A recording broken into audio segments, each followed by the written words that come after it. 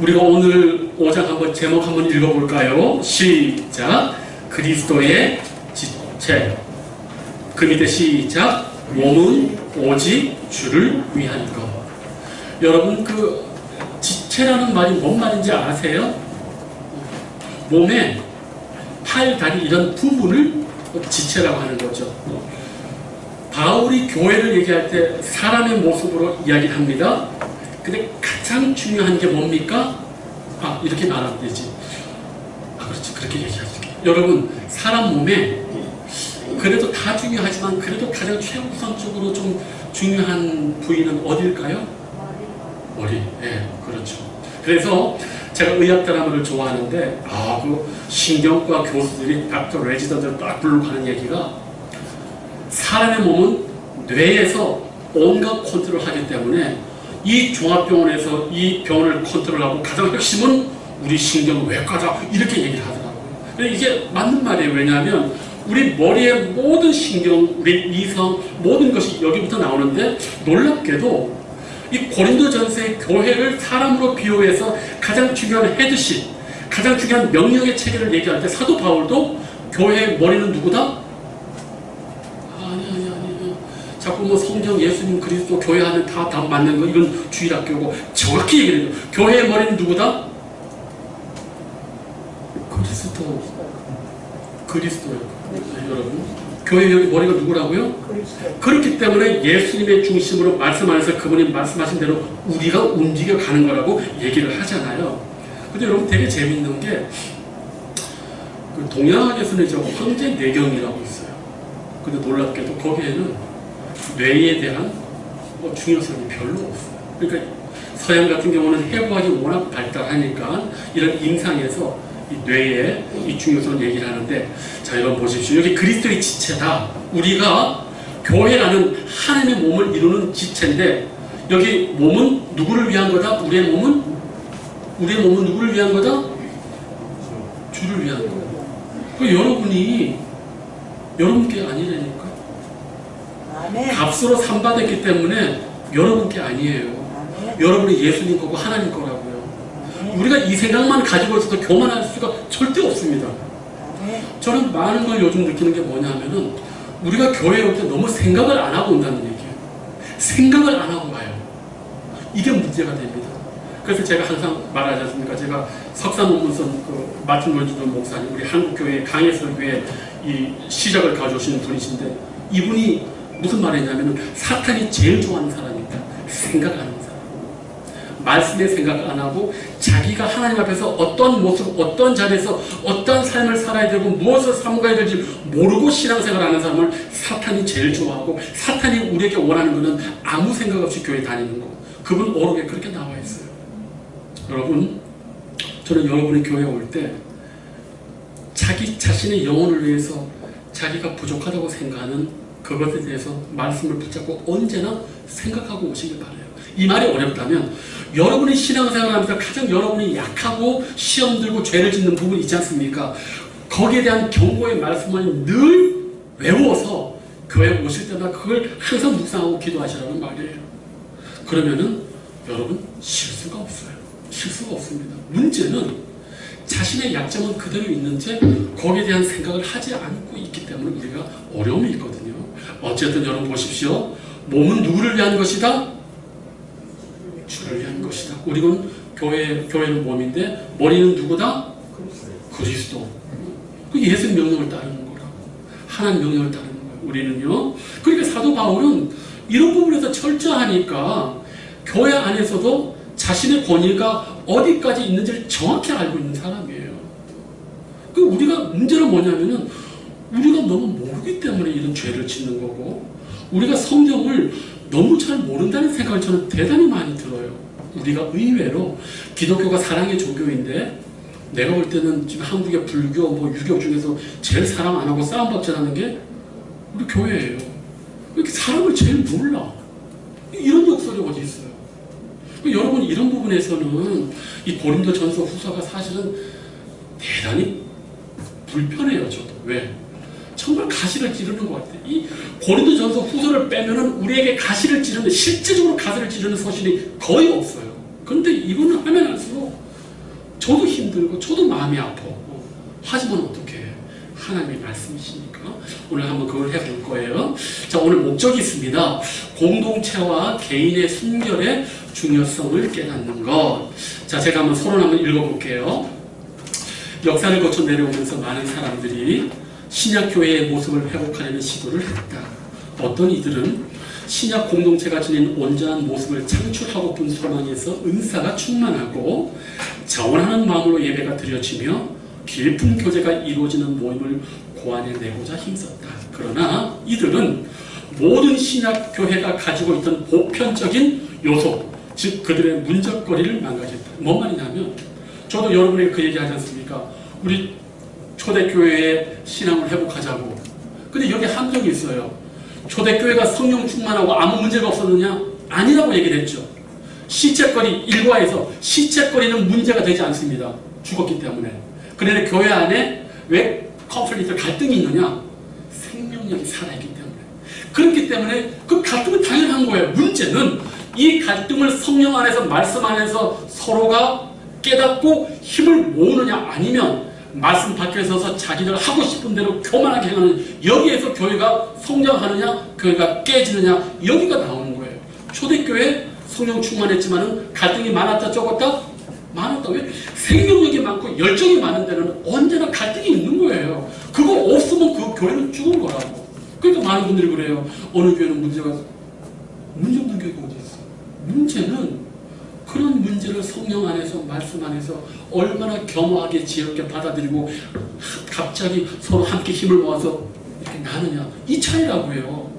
교회가 문제 없다고요? 아유 제가 교회 얼마나 많이 다녀봤는데요. 그런 게 하나도 없어요 여러분. 그런데 그것을 지혜롭게 하는 교회들은 하나 특징이 있어요. 어떤 특징이 있느냐? 일단 다 겸손하고 일단 다 말을 할 때도 자기가 틀릴 수 있다는 생각을 하고 대단히 조심합니다. 제가 목회생활 가운데 가장 감명받은 게 있어요. 뭐 여러분들 아시겠지만 제가 개봉동이 개봉교회 지금 노창영 목사님 계시는 데인데 제가 뭐 거기가 목회적으로도 되게 의미가 있어요. 제가 갔을 때 아이들이 70명이었는데 수년간 100명 넘다가 한 10몇 년을 아이들이 70명대로 쪼그라들었어. 근데 제가 가서 1년 만에 100명을 딱 넘으니까 우리 노 목사님이 우리 그때 교육자 회할 때는 부목사님들 그 다음에 교육자들 다 한 10몇 명이 같이 있거든. 그걸 저걸 보시고 마침 제가 옆에 있었는데 딱 끌어앉으면서 이 100명이 몇 년 만이야 막 이러시는 거야. 근데 그것보다도 제가 거기에서 가장 큰 감명을 받은 게 뭐냐면 그때 제가 교육전도사로 부임했잖아요. 신학대학원 때. 그때 인사를 하신 전도사님들이 세 분이서 지금은 다 목사가 되셨는데 기억도 잊어지지 않아요. 당회장실 맞은편에 우리 교육자실이 있는데 거기를 가려고 딱 인사하고 딱 내려오는데 당회장실 그 옆에 그 우리 장로들실에서 장로들 세 분이 나오시는데 그 중에 지금도 기억나요. 안경 쓰고 그 다음에 키 크신 장로님께서 우리 교육전도사를 보고 거짓말 안 못해 90도로 인사하시면서 우리 교육전도사님들 오셨냐고. 여러분 일부러라도 저는 그때의 감동을 잊을 수가 없어요. 여러분 장로님들 보시기에 교육전도사들이 뭐가 그렇게 대단하겠어요. 그때 저는 그분의 인사 속에 진심을 느꼈어요. 아 이분들이 하나님을 인사를 받아서 좋은 게 아니라 그분이 하나님을 얼마나 두려워하고 공경하고 겸손한지 그게 느껴졌다는 말이에요. 여러분 그게 느껴져야 됩니다. 목회자나 여러분들은 전도하기 앞서서 우리를 보는 사람들이 나를 통해서 뭐가 느껴지느냐가 중요한 거예요. 말은 그렇게 중요하지 않아요. 제가 그렇게 소명을 받았기 때문에 시골교회 토요일날 설교도 없고 무릎 꿇는 순간에 우리 교회가 기도 많이 하셨거든요. 새벽마다 기도하셨거든요. 저기 바로 바닷가 옆인데 어른들이 얘기해요. 새벽 4시에 나가서 5시 반 6시쯤 들어올 때 교회에서 새벽 기도 때 부르짖는 소리가 들린다. 그래서 그럴까? 밑에 딱 들어와서 무릎 꿇는 순간 하나님이 강력하게 저를 회개시키는데 말씀도 안 들어서 무릎 꿇는 순간 저는 회개했다니까. 무릎 꿇는 순간 하나님을 만났다니까.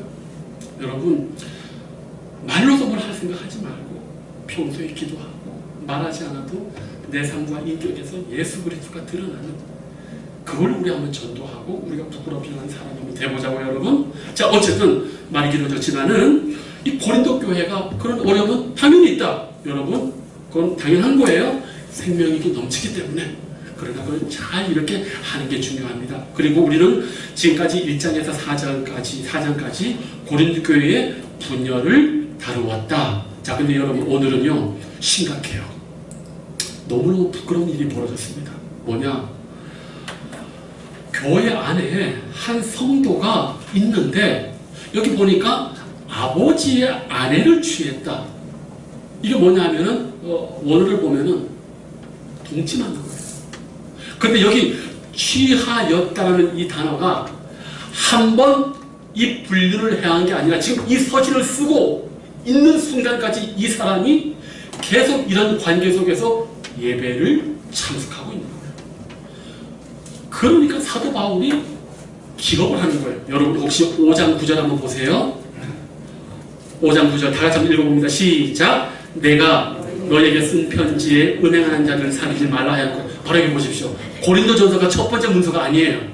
이건 사라졌어요. 그러나 이미 고린도 교회에 먼저 보낸 서신이 뭐냐? 이 문제가 너무 심각하니까 내가 너에게 쓴 편지에 음행하는 자들을 사귀는, 그 주제가 이 음행의 문제를 교회가 어떻게 처리해야 될지 이미 서신으로 보냈는데 그 편지는 지금 없습니다. 그리고 이 고린도 전서가 두 번째 편지인 거예요. 자, 본문상 이게 딱 나오잖아요.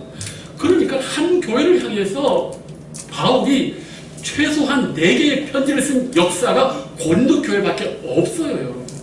그래서 저는 바울을 사랑하고 바울을 연구하는 입장에서 이 고린도 전서가 저에게 신앙적으로 대단한 흥미를 줄 수밖에 없고, 도대체 이 교회가 어떻게 생겨놓은 교회길래 이 위대한 사도가 편지 4통 이상을 보낼까? 그 많은 애정을 드리고 그 많은 이 반대를 받으면서도 이렇게까지 할 수 있을까? 당연히 목회자인 저는 이것이 대단히 흥미로울 수밖에 없죠. 근데 여러분 보십시오.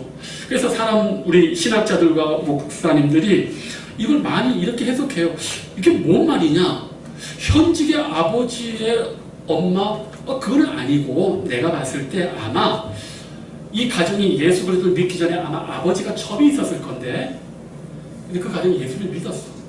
그런데 문제는 그 아버지가 살아 생존하는 가운데서도 아들이 이 첩을 취했을 수도 있고, 아니면 아버지가 죽고 나서 혹시 이러지 않았느냐라는 견해가 있는데 원인은 정확히 말할 수 없습니다. 그러나 결과는 동일해. 이 옳지 않은 관계를 여전히 이 사람이 행하고 있고, 그리고 이 본문에 보면은 남자에 대해서는 권징을 말하지만 여자에 대한 이야기가 없죠. 뭡니까? 여자는 예수 믿지 않는 사람이고 이 고린도 교회를 나오지 않는 사람인 것을 우리가 이걸 연구해보면 알 수가 있는 거예요. 그런데 문제는 뭐냐? 가장 큰 문제는 5장 2절이에요. 너희가 오히려 교만하여져서 어찌하여 통한이 여기지 아니하고 그 일 행한 자를 쫓아내지 않느냐? 이게 뭔 말인지 아십니까, 여러분? 고린도 교인들의 일부가 그 사람이 자기 교회에 나오는 것에 대해서 창피해하고 부끄러워하는 것이 아니라 오히려 떳떳해하고 자랑했다니까요. 이게 무슨 말이냐면은 이 사람들 나중에 이렇게 고린도전서를 읽어보면 이들이 뭘 오해했냐면은 우리는 이미 구원을 얻었다. 그리고 육체를 오해하는 거예요. 육체는 쓸모없다. 왜? 그리스 철학에 의하면 육체는 하도 쓸모가 없는 거거든. 중요한 건 육이 아니고 영이다. 그렇기 때문에 육체로는 무슨 짓을 해도 된다고 말하는 사람들이 뒤에 나옵니다. 그래 보니까 그 잘못된 사랑을 가지고 있는 사람들이 오히려 자기는 초율법적이고 초윤리적인 것처럼 그 사람이 교회에 오는 것에 대해서 오히려 부끄럽고 통탄하는 것이 아니라 놀라운 복음을 받은 것 마냥 오히려 으스대고 자랑했다는 거예요. 그 사도 바울이 기가 찬 거지. 이거는 윤리와 도덕의 수준에서 믿지 않는 사람들보다도 더 천박하고 더 수준이 낮은데, 문제는 뭐예요? 고린도 교회에 슬로건 2가지. 우리는 신령하다. 우리는 가장 지혜롭다. 그러니까 이 바울이 기가 차는 거예요. 그래서 여기 보면은 이런 말이 있잖아요. 그 5장에 이렇게 5장 3절 말까지 보면 이런 일 행한 자를 이미 판단했다. 세상에 사도 바울이 목회했을 때 벌써 이렇게 품행이 좋지 못한 자를 벌써 사도 바울은 알고 있었고, 멀리 떠났을 때 벌써 누가 이런 일을 행할지를 벌써 알고 있었다. 그리고 놀라운 심리적 표현이 있어요. 영으로는 내가 너희들과 함께 이미 같이 있어서 그 일 행한 자를 이미 판단했다는 심리적 표현까지 있습니다. 놀라운 거죠. 그래서 여러분, 이게 대충의 문제예요. 이제부터 제가 짧게 오늘 별로 이게 많지 않기 때문에 개관을 하고 이제 한번 해볼게요. 자, 1. 우리 일반어만 다 같이 한번 읽어봅시다. 시작. 만일 당신이 출석하는 교회에 도덕적으로 영적으로 심각한 문제가 있는 성도가 있다면 당신은 그 사람에 대해서 어떻게 반응하겠는가? 여러분, 이런 사람이 있다고 하면 어떻게 반응해야 될까요, 여러분?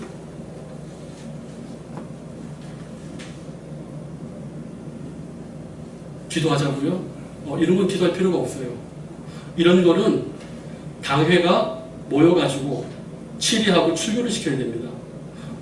여기 나오잖아요. 이거. 사탄에게 내주라고. 이거 제가 다시 오해하지 않게 표현할 거예요. 그래서 근데 한국 교회가 이런 일 할까요, 안 할까요? 해요? 현장로님 자신 있으세요?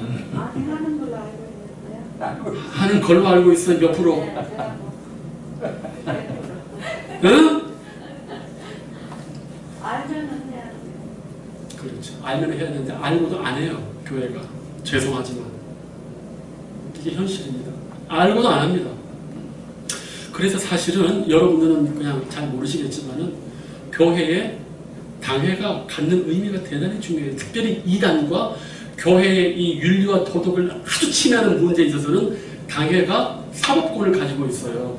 우리 그 노회 총회가 총회 재판국이 대법의 위치를 가지고 있고 노회 재판국이 그 다음에 중간 2심이고요. 1심이 우리 교회 당회예요. 아시겠습니까? 그러니까 교회에 보면은 그 당회 구성이 저와 장로님이시잖아요. 장로의 직무에 그게 들어있어요. 교회의 신령상 관계를 살피고 이단에 빠진 자가 있으면은 권면하고 권면해도 말을 안 들으면 출교하다가 그 장로 직무 4개 중에 3개를 이루고 있어요. 이것이 대단히 중요한 부분입니다. 왜? 그 한두 사람으로 인해서 교회가 전도가 안 되고 영성이 깨지기 때문에 대단히 중요한 거예요. 그래서 우리 당회원들은 영적으로 언제나 기도로 깨어 있어야 돼요. 대단히 중요해요. 그래서 제가 우리 장로님들한테 다른 거 신경 쓰지 말고 영혼 중심, 영혼 관심을 첫 번째로 신경 쓰는 이유가 이겁니다. 여기서 무너지고 여기서 분별을 못하면 교회는 완전히 인간적인 공동체밖에 안 되는 거예요. 그래서 물론 그런 일들은 많지 않아요. 그러나 우리 당회원들은 오늘 이 제목이 제가 이렇게 했지만은 그 주보에는 권징과 징계라고 썼죠. 이 두 가지가 똑같은 건데 하여튼 이 부분을 좀 여러분 알아주시고 교회에 이런 자가 있다. 이런 부분은 뭐 저는 말씀에 의거해서 합니다. 저는 언제나 여러분에게 말씀드려요. 말씀에 근거한 대로 이건 처리해야 됩니다. 아시겠죠? 자, 은행 문제 보십시오. 고린도 5장 1절 8절을 읽어라. 이거 너무 충격적이에요. 보세요. 휘랍 사람들은 결혼 전이나 후나 결혼과 무관하게 성관계를 갖는 것에 대해 아무런 부끄러움도 느끼지 않았다. 데모스테네스는 이렇게 말합니다.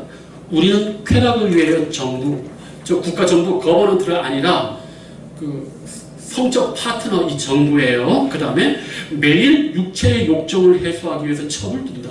그러나 우리는 합법적으로 아이를 가지며 우리 가정에 믿을 만한 후견인을 얻기 위해 아내를 둔다. 여러분, 이게 말이 되는 소리입니까? 근데 여러분, 이 데모스테네스는 그 당시 철학으로 융성한 그리스의 운명가요? 정치가예요. 근데 이 말이 국민들에게 먹겠다는 얘기는 뭡니까? 모든 사람들이 이런 삶을 사는데 의무를 가지지 않고 그대로 사는 거예요. 육체를 위해서. 이런 걸 우리가 죄의 사회화, 죄의 문화화라고 하는 거예요. 일단 이것이 메인스트림 주류가 돼버리면 사람들의 양심이 마비돼버리고 안 됩니다. 여러분 혹시 뭐 이 얘기해서 죄송하겠지만은 제가 어느 목사님 모임에 갔을 때 좀 충격적인 얘기를 들었어요. 어느 목사님이 UFC 격투기가 재밌다고 어느 사모님하고 그 얘기를 하시더라고요. 여러분, 저는 그 격투기 이거 없어져야 된다고 보거든요. 여러분, 이게 세련된 의미에서 로마 콜로세움에서 검투사들이 죽이는 걸 세련되게 한 거 아닙니까? 여러분, 저는 권투도 이제는 안 봐요. 피 흘리는 거, 여러분, 물론 여러분들이 저에게 목사님 너무 심한 거 아니냐 하지만은 제가 볼 때는 그거는 성경적이지 않아요. 스포츠에도 너무 도가 지나쳤어요. 사람을 치고 피를 보고 이긴다? 저는 이것이 사람의 야성을 아주 강력하게 자꾸 충동질하고 스포츠로 포장한 것 같아요. 저는 이것도 죄의 문화화라고 보는 거예요. 옛날에 아무것도 뭘 땐 잘 봤지만 이제는 격투기 안 봅니다. 왜? 피를 본다? 누가 누구를 압제한다? 힘으로 누른다? 여러분 거기에서 좀 야만성이 안 느껴집니까? 나는 그런 걸 이렇게 할 때마다 제가 슬쩍 가서 그래요. 목사님 영혼 병든 거 아니냐? 나는 목사님 영혼이 병든 것 같다고. 저만 그럽니까? 여러분 다 집에서 잘 보고 계세요? 한번 고민해 보십시오. 저는 이것이 죄의 사회와 문화화가 돼가지고 더 이상 사람들이 죄에 대한 감각, 폭력에 대한 감각이 없어졌다고 저는 봐요. 저는 그렇게 봅니다. 참고 한번 해보세요. 자, 어쨌든 여러분 이거 보십시오. 남자가 여자를 3명을 두는 거예요. 쾌락을 위해서 성적 파트너를 두고 육체의 욕정을 위해서는 또 세컨드 와이프를 두고 합법적인 아이를 위해서는 믿을 만한 정씨를 둔다. 그런데 이걸 정치가 얘기했다는 건 뭐냐? 모든 정치가들이 그걸 인정하고 그 당시 사회가 그러했다는 거예요. 지금 이 시대 가운데 고린도 교회가 가장 큰 영향을 받고 있었어요. 로마 안에 최고의 도시 첫 번째가 로마, 둘째가 아볼로가 태어났던 알렉산드리아, 셋째가 여러분 고린도예요. 그러니까 여기가 지금으로 말하면 미국의 포카, 카지노 있는 도시가 어디지요? 라스베가스. 다녀오셨구나. 현대 고린도 교회가 위치한 그 위치를 얘기할 때 아마 미국의 라스베가스가 가장 비슷할 수 있다라고 얘기를 해요. 여러분 사실 이곳에 교회가 생겼다는 것 자체도 문제지만은 생긴 것도 은혜지만은 얼마나 많은 사람들이 그 세속적인 이 생각 속에 신앙생활을 하고 있으니 고린도 교회에서 사도 바울이 목회할 때 얼마나 답답했을까? 여러분 그렇죠? 떠나고 나서도 발톱도 못 자는 거지. 왜? 너무너무 수준이 세속적이고 이상해 버리니까.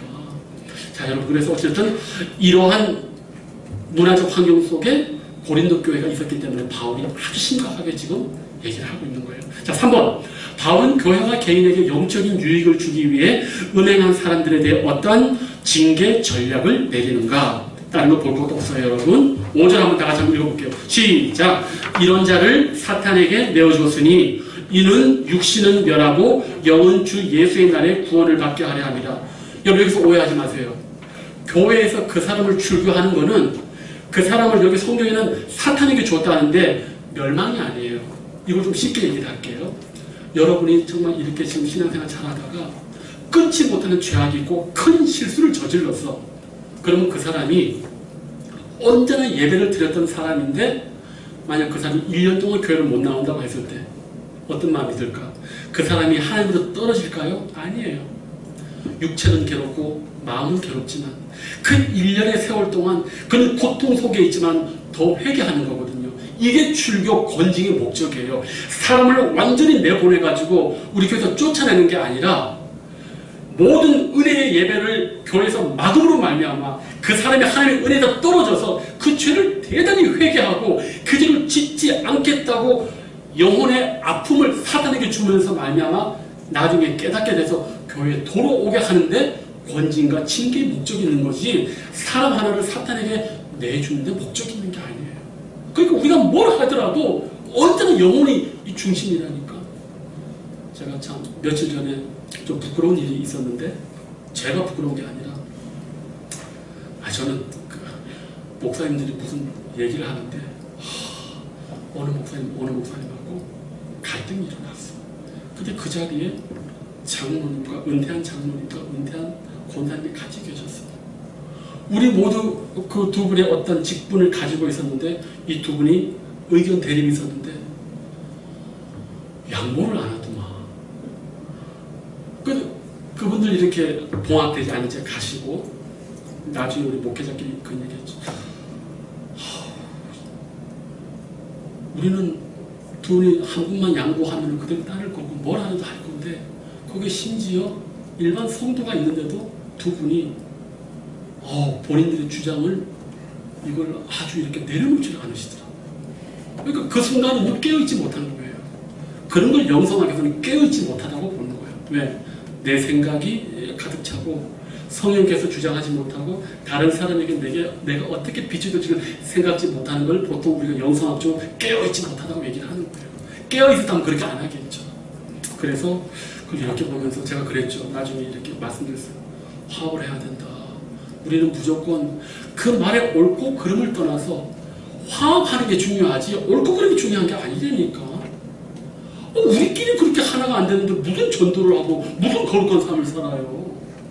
그래서 내가 여러분만 알고 있어요. 그 계신데 선배님이 목사가 문제야. 목사들 회개해야 된다. 일본 성도들이 있는 데서도 그렇게까지 하는 것 같지만 뭐 여러 가지 얘기를 하는데 어쨌든 여러분 우리가 좀 권증을 하고 뭘 하더라도 가장 중요한 거는 영혼을 살리고 우리끼리 평화하고 화합하는 걸 깨지 않는 게 첫 번째 목적이에요. 옳고 그러면 다음 문제예요. 왜 저나 여러분이 어떤 사람에게 바른 말 안 해요? 그게 중요한 게 아니라니까. 그 말 가지고 그 사람 상처받고 교회 안 오면 어떻게 할 건데 그럴 바에는 아예 말 안 하는 게 진실을 정확히 말하는 게 중요한 게 아니라 사람들마다의 상황 속에서 연합과 통일을 깨지 않는 게 중요한 거예요. 이해되십니까 여러분? 다들 마음에 안 드시나? 여러분 꼭 기억해 주십시오. 하나 되는 거 정말 중요합니다.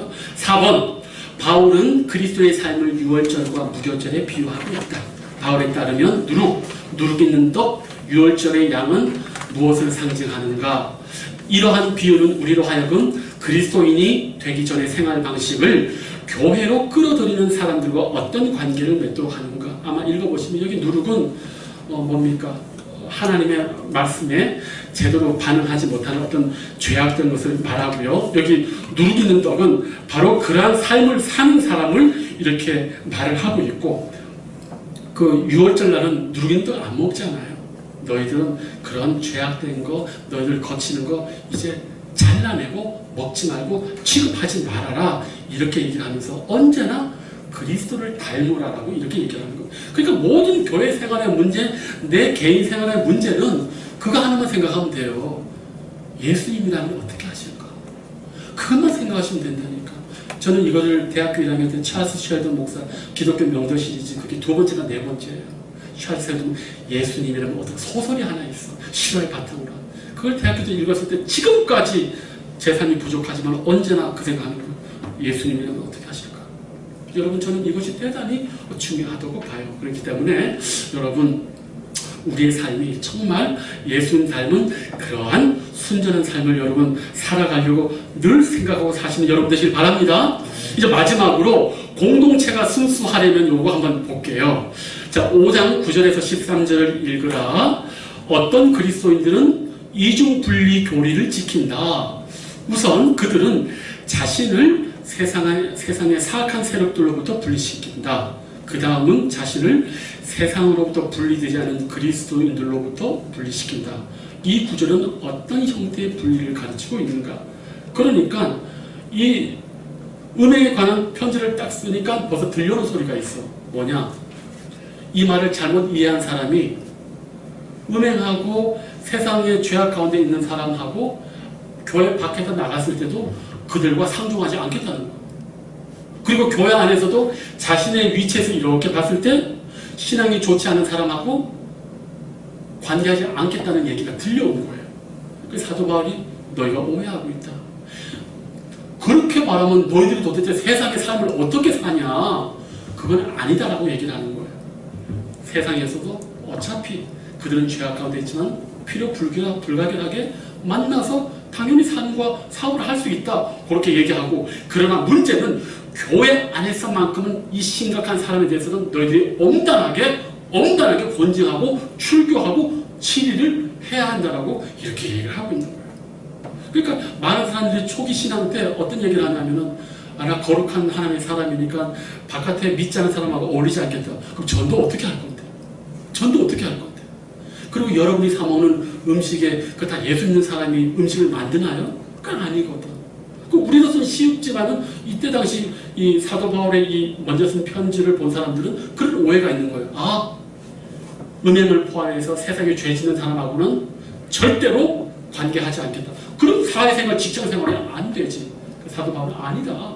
그건 괜찮다. 그건 어쩔 수 없이 그렇게 살아야 된다. 그러나 교회 안에서는 그런 사람들 뭡니까? 11절 보니까 만일 어떤 형제나 일컫는 자, 교회 안에서 신앙인의 어떤 형제라고 일컫는 자가 음행하고 탐욕 부리고 우상 숭배하고 모욕하고 술 취하고 속여 빼앗거든 어떻게 해요? 그때는 사귀지도 말고 그런 쪽으로 함께 먹지도 말라. 딱 손을 걷는 거예요. 여기 보십시오.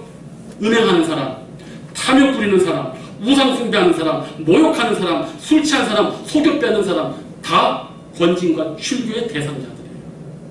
그러니까 이 말씀을 보면서 우리가 이런 삶을 정말 거치는 삶을 살지 않도록 우리가 늘 스스로를 조심해야 됩니다. 항상 깨어서 기도해야 되고, 여기 맨 마지막에 교회 내에 부도덕한 사람들과의 사귐이 세상의 부도덕한 사람들과의 사귐보다 뭐라고요? 더 위험하다고. 더 위험하다고. 왜? 여러분이 잘못된 신앙을, 잘못된 죄악 가운데 있는데 그게 신앙으로 덮여지면요, 구제불능이 돼요. 이단이 그래서 어려운 거예요. 이런 사람들은 회개하기가 대단히 어려워요.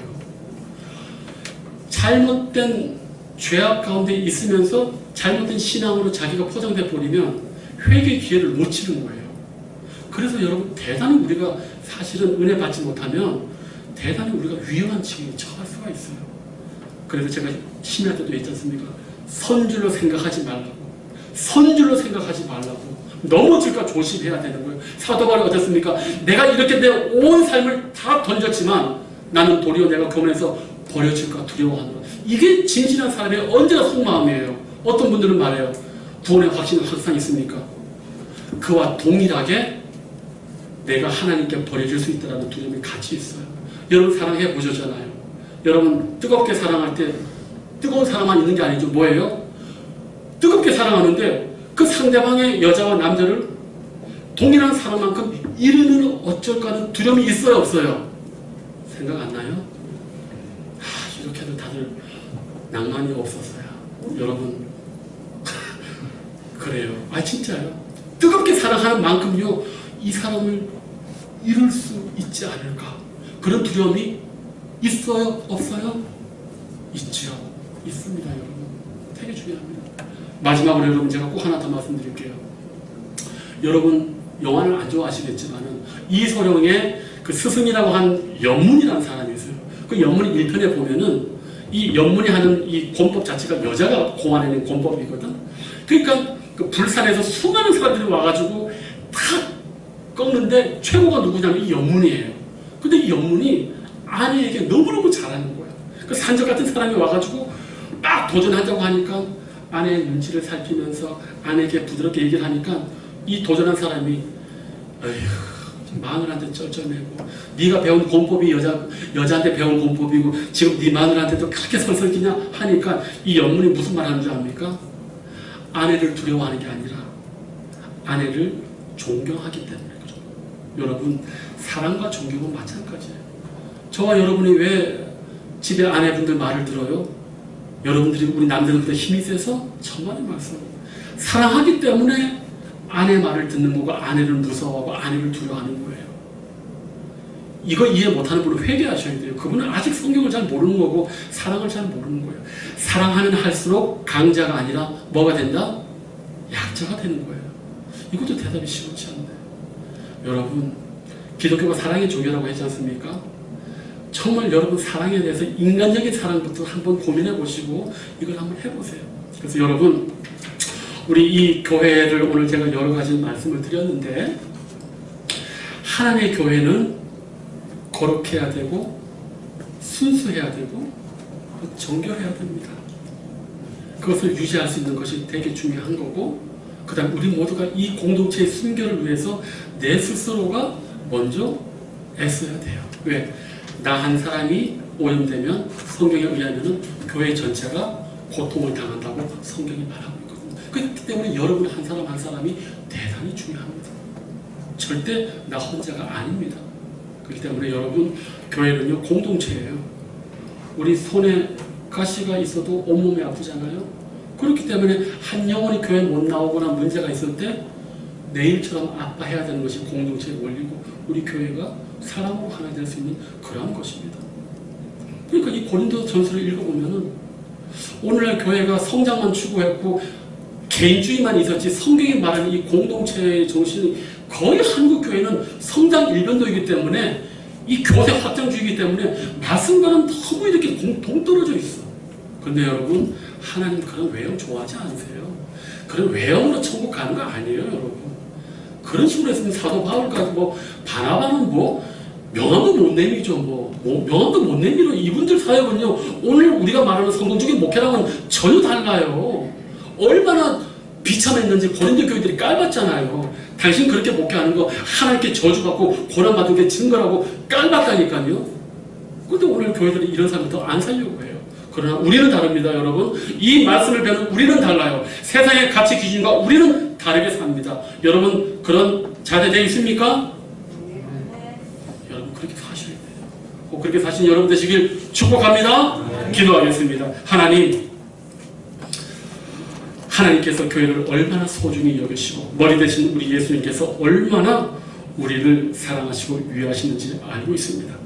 오늘날 특별히 성적인 타락이 대단히 우리 온 세계와 교회를 어렵게 하는데, 하나님, 우리가 더욱더 믿음과 신앙의 정절을 가지게 하여 주시고, 내 한 사람의 죄악으로 끝나는 것이 아니라 내게 속한 교회 공동체를 오염시키고 아프게 하고 하나님의 성전을 파괴할 수 있는 그러한 결과가 올 수 있다는 사실 앞에 우리가 더욱더 내 스스로가 하나님 앞에 정결해지기를 소망하게 하여 주시옵소서. 감사를 주님께 드리옵고 예수님의 이름으로 축복하옵고 기도하옵나이다. 아멘.